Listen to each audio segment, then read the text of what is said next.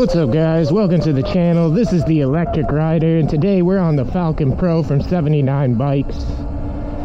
Just wanted to talk about a situation that I was in a little while ago because I feel like a lot of people can actually relate to it. So I was in a position where I needed a second vehicle, but all I had was about $5,000 for a budget. I was willing to go a little higher than that, but I didn't want to go too much higher considering this is like a secondary vehicle for me, really more of like an emergency thing. So ended up going around and looking kind of everywhere that you could, you know, even went all the way down to like maybe I spend a little bit of money and buy like one at auction and try and fix it up because I am mechanically inclined enough. But the time frame and stuff just didn't work out because it just didn't make sense for the money being spent. So a few years ago, I remember being on the internet and seeing, you know, Surons and stuff, and thought, you know, oh, these are really cool e-bikes. Now you fast forward a few years and there's way more than just Suron out there. I mean, 79 Bikes, I think that this is a phenomenal bike. They actually call it the Suron Killer because out of the box it's just way better than like a Suron Ultra B or like a Light BX. So I ended up going with this because the frame actually is supposed to be stronger. There's fewer weld points. So that's kind of why I landed on this one, and it was actually cheaper than a Suron out of the box. It cost about $4 grand in total for Amped Bikes, where I ordered it from, to ship it directly to your door. So I'm looking around for cars, $5,000, maybe $7,500.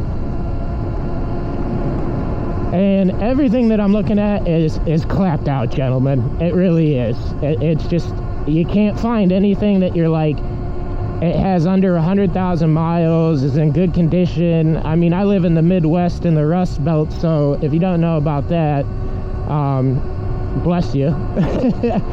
But everything here has rust, at least on the underside and the underbody. Then I hit a real emergency situation where we decided, okay, we're gonna save up, we'll buy something newer. We've done it before. Then a real emergency happens with my wife's health. She gets diagnosed with stage 4 breast cancer. And I'm not saying this to get any pity or make people want to watch me more or anything, because this is just something that I decided to do for security as well as just for fun around town. I was pressed for time. I mean, we have one vehicle, it's a Kia, and it has very few miles. It's never done us bad yet, you know. Repairs are pretty easy on it. They're cheap. Parts are kind of, you know, neither here nor there to find. But ended up really pressed for time. And honestly, it was one of those things where, like, I needed brakes, I needed control arm links. I couldn't continue to drive my wife to all these doctor's appointments with, you know, a good conscience, a clear conscience, knowing, like, my car's not going to break down and leave us stranded, leave her without the ability to go to her appointments and take care of herself, get the help she needs, you know. So we started looking at motorcycles a little bit.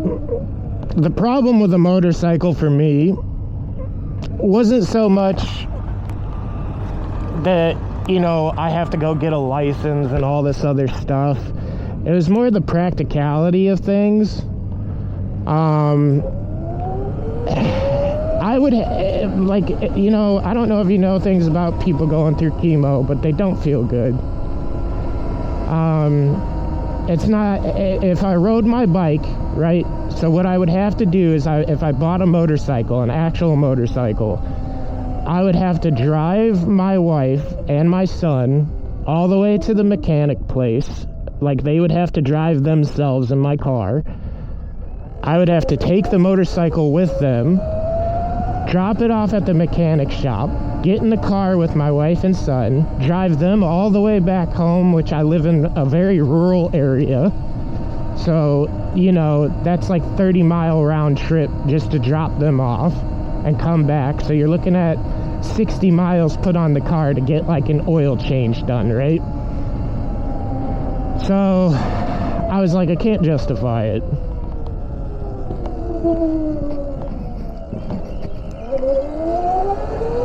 And as much as I was like, oh God, the freedom, the benefits, how cheap it can be and stuff, and I wasn't looking at anything crazy. I was looking at like a 600cc or, you know, an R3 or something simple and beginner friendly kinda. Well, in looking at those, I found out, you know, obviously if you buy a $5,000 bike out the door, you're going to be spending like $7,500 to $8,000. So now I'm already, you know, $2,500 to $3,000 over my budget that I really want to be.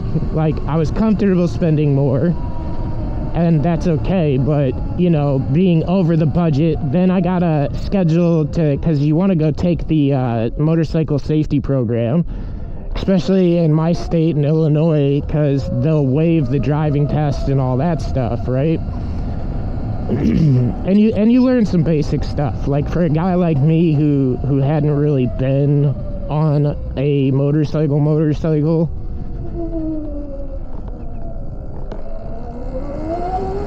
it was just it's kind of like, okay, this is what we're gonna do. So then we find out, you know, like I said, the trip thing, you know, put miles on the car, having the wife have to drive even though she's going through chemo.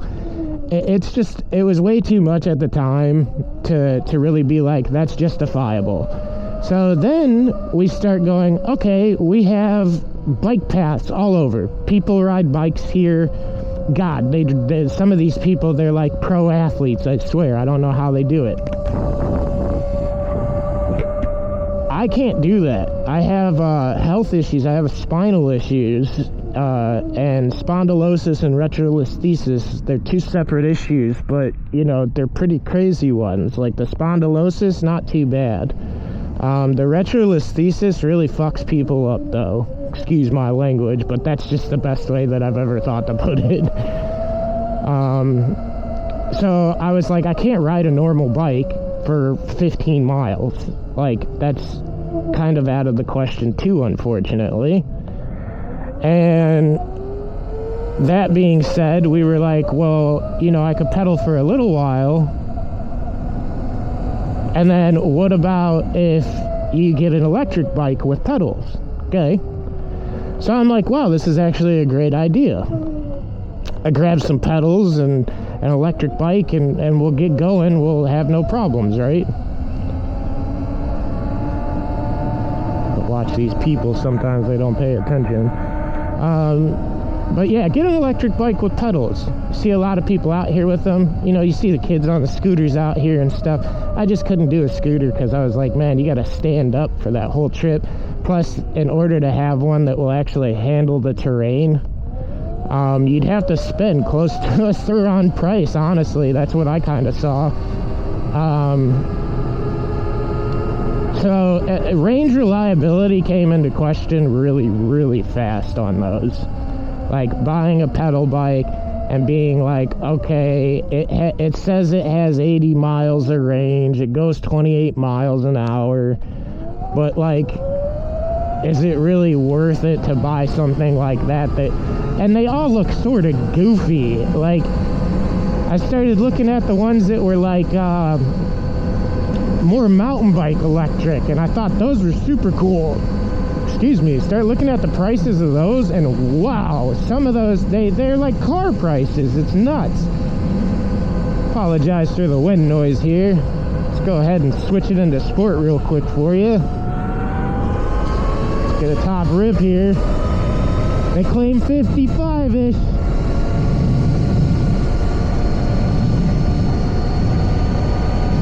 Oh, 56. Oh, we're cruising.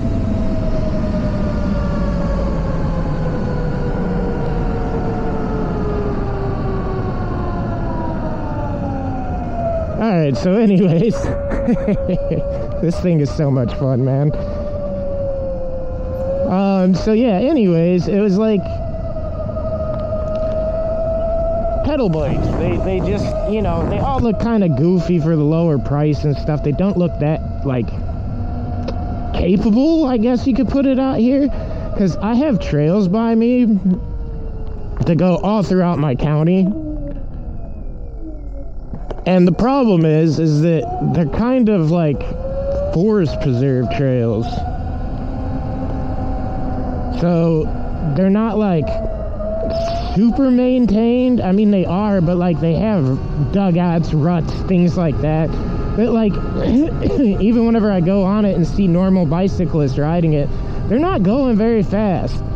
And it's frequently mudded out. Like, I can ride up there right now and show you one side of it, and it'll be flooded out because we just had a bunch of rain. And it's like dirt and gravel and mudded area. It's one of those, you know, that it's like, yeah, they made it for bicyclists, but like nobody uses it out here. There's hardly ever anyone. And I think the reason is just because it really is more like a side access thing than anything, because they tell you not to have motor vehicles on it, but then they bring their, you know, the service guys that have to maintain the trail and stuff, they bring their little Ecoline Ford vans and things like that up onto it. And they do this, whether it's wet sometimes in certain areas, and then they get stuck, and you can see where they get stuck and they dig it out. So, you know, whenever it comes to riding something like this on there, it's like hard to say, because like if you go fast on it, of course you're going to tear up the trails. And we don't want that, you know, like we don't, there's already enough issues going on for these class of bikes that they're starting to ban them, take them away from people, and pound them. I mean, I'm blessed that I live in an area so rural that, like, this definitely isn't the crazy thing that people are driving on the streets. I mean, I don't know how old some of you guys are, but if you know from back in the day, they had these little, like, they were mini crotch rockets, basically, and people were taking them on the highways. And I mean, it was a great micro-mobility commute thing, really. Like, the highway, I don't know, I wouldn't even take this on the highway. But yeah, then people were getting run over, unfortunately, by semis and you know, taller trucks and stuff, because they can't see the guys, they're too low. And truth be told, I mean, that happens even on this. I've had a few close calls in the short duration that I've owned it already, because people don't see motorcyclists, you guys. And motorcycles, they have pipes and everything else, and they're bigger and heavy, they're loud. I don't want you guys to think anybody sees you when you're on this. They look over. If it does draw attention, it's because they have seen one before, or maybe it's just bright enough. That's how I got the silver and purple, is because I was like, I wanted people to be able to see it. You get a black one, sure, you're a little more stealthy or whatever, but like, if you're stealthy, that's not really a good thing.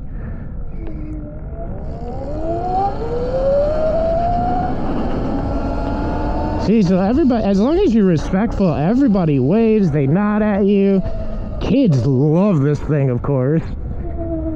But yeah, so we started looking at pedal bikes. Sorry to get off topic there, guys. Trying to pay attention because there's some construction out today and stuff.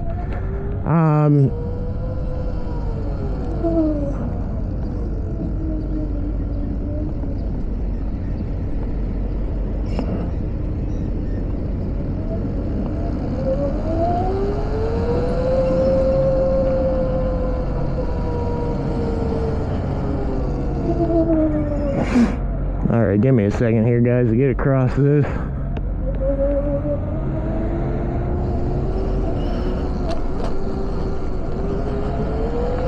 Alright, so we started looking at pedal bikes. I realized very quickly that they don't look like that fun to be on. They don't look very capable. Like I said, our trail is kind of something else out here.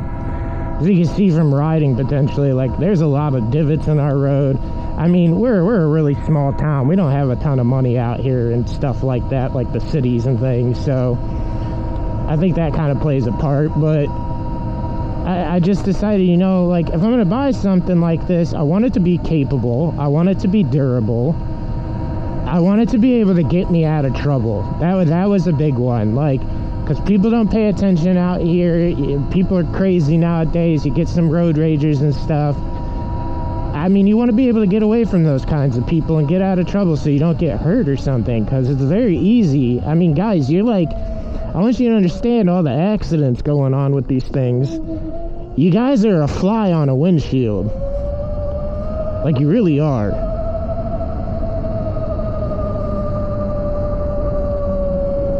There's a little kid gang going on.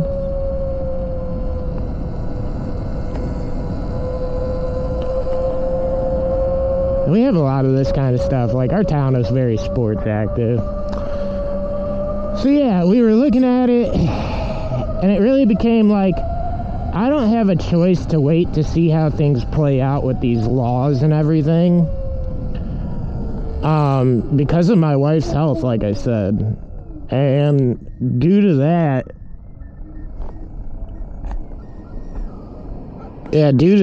we just decided, all right, well, either we're going to pull the trigger or we're not. And we'll deal with the consequences as they come. Because in my town, you see a lot of people with e-bikes and stuff, especially young kids. And some of them follow the rules, some of them don't, you know? Yeah, as you can see, all the water and stuff. We're not going to go on to it. I already made that mistake when I first got the bike. But yeah, it's not a bad path and everything. It's pretty good. It goes a good ways. But yeah, we were forced into it, kind of, for being like, hey, we need to get the car fixed. Like, no ifs, ands, or buts about it. Not exactly something that you can just continue to put off, you know?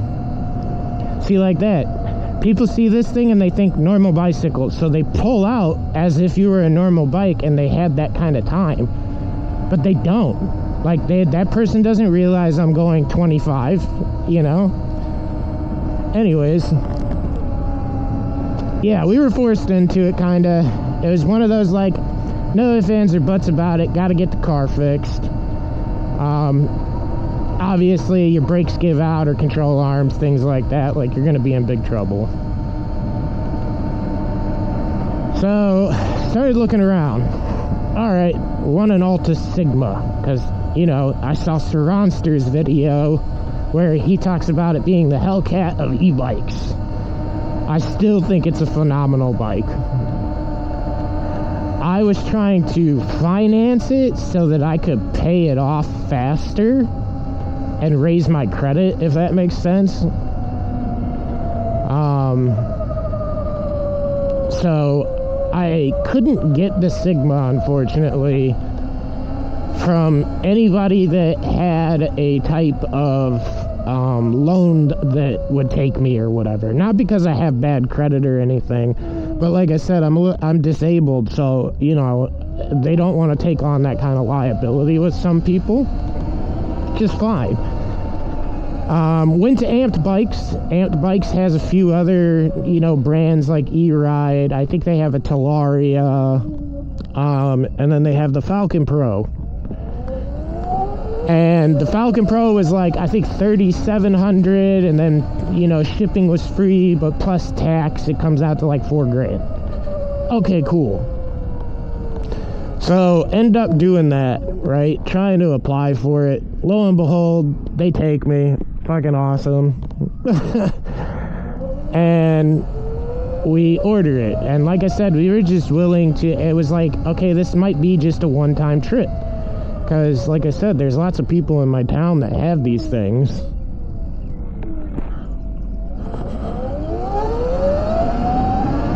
And I end up asking the kids before I get it, like, hey, do you guys ever get in trouble out here with those things? And they're like, what do you mean? And I'm like, well, you ever have cops pull you over, say anything about it, you know? Oh, no, nobody bothers us. I was like, oh, really? And one kid said to me, you know, okay, we had, you know, some people in our local town complain on a Facebook page or something, but, like, I've watched these kids ride around my neighborhood. They stop at stop signs. They obey speed limits. They use hand signals and stuff. Like, they're not really doing anything wrong. They're having fun. They're being kids. Let them do just that, you know? So they tell me, though, too, this was kind of concerning for me. For anybody out there that doesn't like these things, I think you should hear this, too. He tells me that he got pulled over by a guy. I said, a cop? He said, no, just a guy. Some random guy stopped them. And I told the kid, you don't stop for anybody but your parents, buddy. Like, kids, please, if somebody's following you, take them to the local police station. Take them to your house if your parents are home and tell them, hey, somebody's following me. And try to get some help. Flag somebody down at a gas station or something, you know, because you don't know what that person's trying to do. If they're trying to steal your bike, run you over, take you because you're a kid, they could kidnap you. So the kid agreed with me. Yeah, I probably won't stop again. I said, listen, it's just a safety concern. So I think if you're watching this, don't follow the kids on the bike. Really, don't. Just, even if they're doing something they shouldn't be, don't go chasing them down with your car. You're driving a death machine that could easily kill these kids. I mean, if you're chasing them, think about it. In a lot of states, they don't even chase motorcycles because of the risk factor, not just to the general public or the police officer, but to the person driving the bike. They don't want them to get hurt, you know? So we were forced into it, like I said, kind of deal with the consequences as it comes. I decided, okay, you know, being that there's so many of them out here in different vehicles and stuff, like you saw a four-wheeler there a little bit ago. People drive tractors, of course, because we're in farmland. It was like, deal with it as it comes, I guess, because you got to do what you got to do. I mean, my back was against the wall, so I pulled the trigger and bought it. Now, do I regret it? No. I mean, I don't regret the bike at all. The only thing I do regret, excuse me, is that shortly after I bought this, the Y-Volt Surge came out, and I would love the Y-Volt Surge. That thing is so cool looking. It looks like the Tron bike or whatever. But yeah, I mean, and 79 bikes helped develop the Y-Volt too, so it has upgraded suspension out of the box, slightly larger battery. I mean, it's just all around a better package. Some people are calling it the Stark Bard Killer. I don't know about that because I haven't ridden them. Yeah, I mean, I don't regret it at all, guys. I think if you live in a rural area and you're respectable, you're not popping wheelies in the street, you're not super speeding, you're not driving on the sidewalks where people are walking. That's a big one, because, I mean, you think you hit somebody with this. This is a 130-pound bike. Plus me, you know, like, you're already talking over 200 pounds. Almost 300, you know? So, if you hit somebody that, even going 25 with that, like, it's dangerous, guys. So, I think if you live somewhere rural, you go ahead, pull the trigger, ride it till maybe somebody says something, you know. I haven't had any problems, like I said. Nobody said anything. People wave at me. A lot of people think the bike is cool. I think that it's weird how strict they're becoming with everything on these, just because kids, you know, like, I understand, okay, you need a driver's license, and I don't mean a motorcycle license or a moped license, I mean just a regular driver's license to ride it, okay. Registering them and insuring them, I mean, I think it's a good idea, because, like, it helps if your bike gets stolen or something, or God forbid, you're going too fast, you crash into someone's car, and you end up you know, kaputs at the hospital or before. That poor person now has to deal with the trauma of you running into them and having a severe injury, and then also they now have to deal with you being uninsured and paying for their vehicle, you know? And that's just kind of like an unnecessary added stress. Yeah, I think it's worth it, guys. I think if you live in a rural area and you guys see similarly like dirt bikes, quads, stuff like that on your streets, I think it's totally acceptable and okay, you know? I try not to tell people exactly how fast it goes. I don't know if that plays a part in it. I am honest when they ask, usually, though.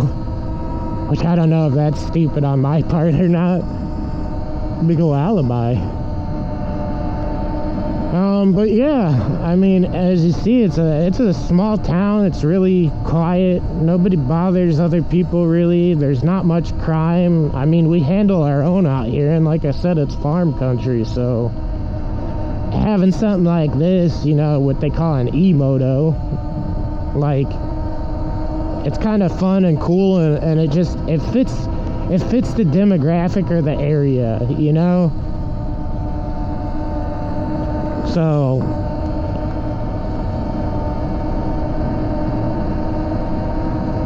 I think that's about all we got for now, guys.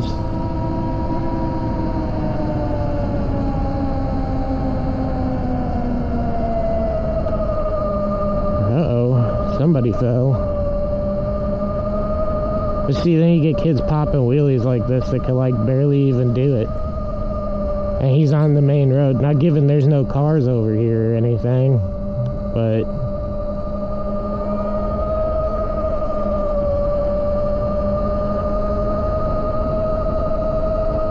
I might turn around. I don't know if that little girl was crying or not.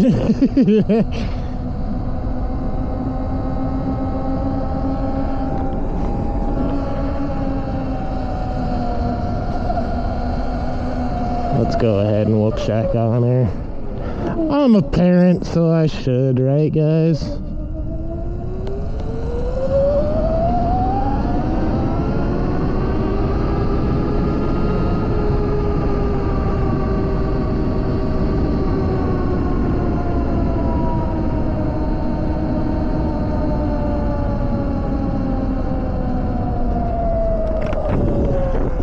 Is she okay? At first I thought she was playing, and then as I rode by I heard her. Took a little spill, huh? Yeah, she's got a good spill. Yeah, you guys have a good one. It's always good to check on people, you know. The little girl was hurt, man. And she may not have even fallen that hard, who knows. But yeah, I got a kid, so try to check on him when you can. I thought she was playing. I was like, oh, you know, we got old school, like, 90s shit out here where they play in the gutters and stuff, and they do. So that's why I thought she was playing at first. And then the kid rode by me, too, doing the wheelie and stuff, and I didn't think nothing of it. Oh, well, hope she's okay. Yeah, guys, I mean, if you have $5 grand, it's a no-brainer. Brand new bike, no miles. I've already put 305 on it, and it's been the most fun 305 miles you could possibly have. So I would do it. It's a no-brainer. Other than that, guys, yeah, I mean,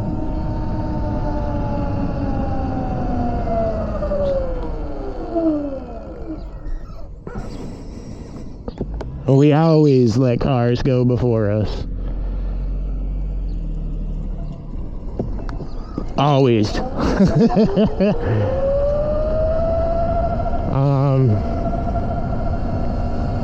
Yeah, I mean, with the things cracking down, this is the way that I saw it. Like,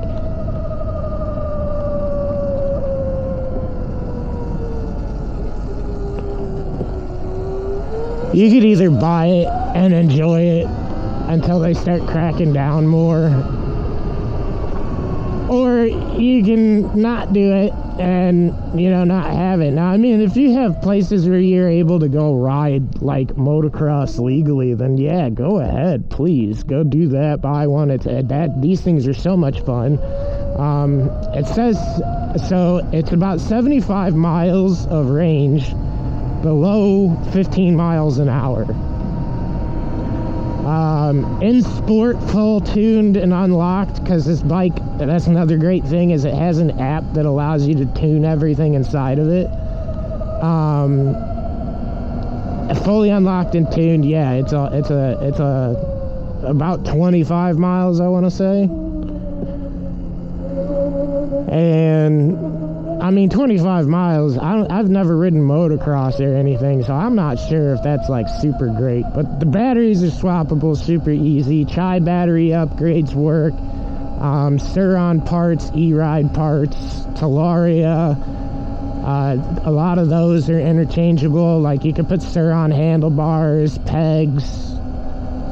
There's quite a bit that you could do with it, even just as it stands. I mean, the modability is definitely there, like Ventus and stuff. That people put the Ventus Beast and everything on here, and I've thought about it too.